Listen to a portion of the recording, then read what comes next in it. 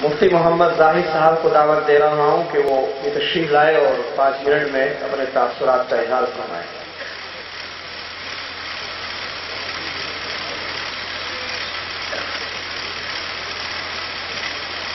بسم اللہ الرحمن الرحیم۔ قال اللہ تبارک وتعالی فی القرآن المجید والفرقان الحمید وَأَعِدُّوا لَهُم مَّا اسْتَطَعْتُم مِّن قُوَّةٍ وَمِن رِّبَاطِ الْخَيْلِ۔ انتہائی قابل احترام حضرات علماء کرام، مشائخ اعظام، سب سے پہلے مجھے اللہ کے رسول صلی اللہ علیہ وسلم کی زندگی کا ایک حصہ یاد آ رہا ہے۔ ہم لوگ احادیث کے اندر پڑھتے ہیں کہ صحابہ کرام اللہ کے رسول سے بے پناہ محبت کیا کرتے تھے اور اللہ کے رسول کے ایک اشارے پر اپنی جان نچھاور کرنے کے لیے تیار رہتے تھے۔ اسی طرح کا منظر ہمیں یہاں اس مسابقے کے اندر دیکھنے کو ملا ہے۔ ہمارے قائد رہنما حضرت مولانا شعیب عالم صاحب قاسمی دعوت برکاتہم العالیہ کے جامعہ دارالفلاح کے جو ابنائے قدیم ہیں، آپ لوگوں نے اچھی طرح محسوس کیا ہوگا کہ الحمدللہ جس طرح اللہ کے رسول صلی اللہ علیہ وسلم اپنے صحابہ کرام سے بے پناہ محبت کیا کرتے تھے اور صحابہ کرام بھی اللہ کے رسول کے اوپر جان نچھاور کرنے اور جان قربان کرنے کے لیے تیار رہتے تھے، بالکل اسی طرح یہ ابنائے قدیم بھی حضرت مولانا شعیب عالم صاحب قاسمی دعوت برکاتہم العالیہ کے ایک اشارے پر ادھر ادھر گھومتے اور اپنے کاموں میں لگے ہوئے نظر آ رہے تھے۔ یقیناً اگر میں حضرت مولانا مفتی مستقیم صاحب دعوت برکاتہم العالیہ کی بات کی تائید کرتے ہوئے اور انہی کے قدموں سے یہ شعر اٹھا کر حضرت مولانا شعیب عالم صاحب قاسمی کی نظر کروں تو بھیجا نہیں ہوگا۔ کسی شاعر نے کہا ہے کہ ایک پھول اگر چاہے تو گلستاں بن جائے، ایک پھول اگر چاہے تو گلستاں بن جائے، ایک موج اگر چاہے تو طوفان بن جائے، ایک خون کے قطرے میں ہے تاثیر اتنی، ایک خون کے قطرے میں ہے تاثیر اتنی کہ قوم کی تاریخ کا عنوان بن جائے۔ یقیناً حضرت مولانا شعیب عالم صاحب قاسمی دعوت برکاتہم العالیہ علماء کی جو برادری ہے اس کا ایک بہترین عنوان ہے۔ حضرت مولانا نے اس مسابقے کے اندر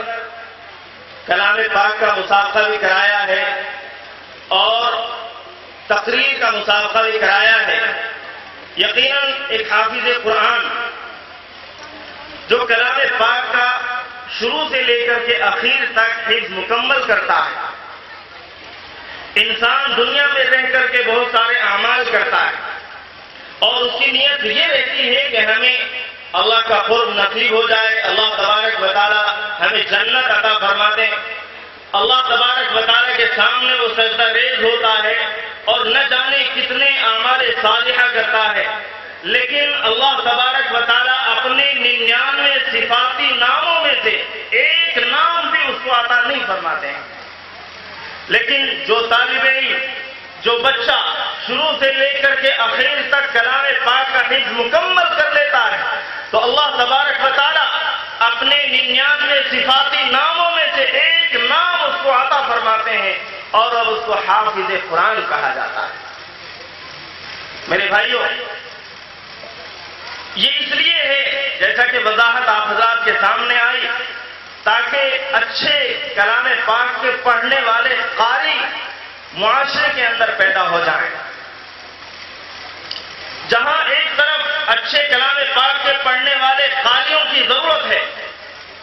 وہیں دوسری طرف مقرروں اور مبلغوں کی بھی ضرورت ہے جو بہترین تبلیغ کر سکیں، دین کی بہترین دعوت دے سکیں، معاشرے کی بہتر انداز میں اپنے معافی ضمیر کو ادا کر کے اصلاح کر سکیں۔ کلام پاک کی جو آیت میں نے آپ حضرات کے سامنے ان علماء کرام کے سامنے سامنے پڑی ہے، یہ علماء آپ کو بتائیں گے۔ وَأَعِدُّوا لَهُم مَّا اسْتَطَعْتُم مِّن قُوَّةٍ، ویسے تو اس کی بہت لمبی چوڑی تفصیل ہے، لیکن حضرات مفسرین نے اسی کے ضمن میں لفظ قوت کے اندر خطابت کا بھی تذکرہ فرمایا ہے کہ ایک طاقت یہ بھی ہے غیروں کو مرعوب کرنے کے لیے اور غیروں کے سامنے اپنی طاقت کا اظہار کرنے کے لیے زبان کا بھی استعمال کیا جا سکتا ہے۔ حدیث شریف کے اندر آتا ہے جاہدوا المشرکین باموالکم والسنتکم، جہاں جہاد میں مال کام آتا ہے تو وہیں معافی ضمیر بھی کام آتا ہے۔ انسان اپنی زبان کے ذریعے بھی اپنی قوم کی رہنمائی کر سکتا ہے اور اپنی قوم کو ذلت سے نکال کر راہ ہدایت عطا فرما سکتا ہے، یعنی ہدایت کے راستے پر اس کو لانے کی کوشش کر سکتا ہے۔ تو بہرحال میں طلبہ عزیز سے کہوں گا، درخواست کروں گا کہ فخر المقررین جن کا الحمدللہ آج پورے ہندوستان بھر کے اندر شہرہ ہے، جن کو فخر المقررین کہا جا سکتا ہے، حضرت مولانا مفتی محمد مستقیم صاحب دامت برکاتہم العالیہ، انہوں نے تقریر کی نزاکت اور تقریر کی نکات پر آپ حضرات کو متوجہ کیا ہے۔ میں درخواست کروں گا کہ آپ لوگ ان تمام باتوں پر عمل پیرا ہوں تو انشاءاللہ آپ بھی اپنے وقت کے حضرت شیخ الہند بنیں گے، حضرت شیخ الاسلام بنیں گے اور مولانا آزاد بنیں گے۔ اس لیے کہ کسی شاعر نے کہا ہے کہ جب حوصلے بلند ہوں کامل ہو شوق بھی، جب حوصلے بلند ہوں کامل ہو شوق بھی، وہ کام کون سا ہے جو انسان نہ کر سکے؟ اور سب سے بڑی چیز محنت ہے۔ اگر ہم لوگ محنت کریں گے تو اللہ تبارک و تعالی ہماری محنت کو ضائع نہیں فرمائیں گے۔ پاکستان کا ایک واقعہ ہے، ڈاکٹر عبدالسلام خورشید، ان کو نوبل انعام ملا۔ ان سے سوال کرنے والوں نے سوال کیا کہ پورے ملک کے اندر نہ جانے کتنے دانشوران ہیں، نہ جانے کتنے اہل علم ہیں، نہ جانے کتنے بہترین جید الاستعداد طلبہ موجود ہیں، لیکن آپ ہی کا انتخاب اس کے لیے کیوں کیا گیا؟ ایسی کیا وجہ ہے، ایسی کیا چیز ہے آپ کے اندر کہ آپ ہی کو وہ انعام دیا گیا اور آپ ہی کا انتخاب اس کے لیے کیا گیا؟ تو میرے بھائیو، غور کرنے کی بات ہے۔ ڈاکٹر عبدالسلام خورشید صاحب نے صرف ایک جملہ کہا، انہوں نے کہا کہ میں محنتی بہت ہوں، میرے اندر اور زیادہ صفات نہیں ہیں، میرے اندر اور دیگر چیزیں نہیں ہیں، لیکن میں محنتی ہوں، اپنے کام میں لگا رہتا ہوں۔ اور میری محنت کی بات یہ ہے کہ ایک کتاب کیمسٹری کی کتاب بہت موٹی ہوتی ہے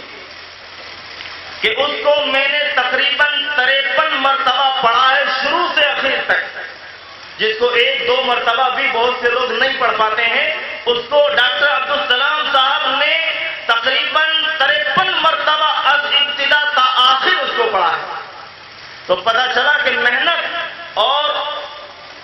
جد و جہد سب سے بڑی چیز ہوتی ہے۔ اگر ہم محنت کریں گے تو انشاءاللہ وہ دن دور نہیں ہے کہ کامیابی ہمارے قدم چھومے گی۔ کسی شاعر نے کہا ہے کہ ممکن نہیں کہ تم کو نہ ہو کامیابیاں، ممکن نہیں کہ تم کو نہ ہو کامیابیاں، تیزی ہو زندگی میں اگر تازگی کے ساتھ، ایک کاروان وطن کے سرگرم ساتھیوں، ایک کاروان وطن کے سرگرم ساتھیوں، گرمی ہو ہر قدم پہ مگر روشنی کے ساتھ۔ وآخر دعوانا الحمدللہ۔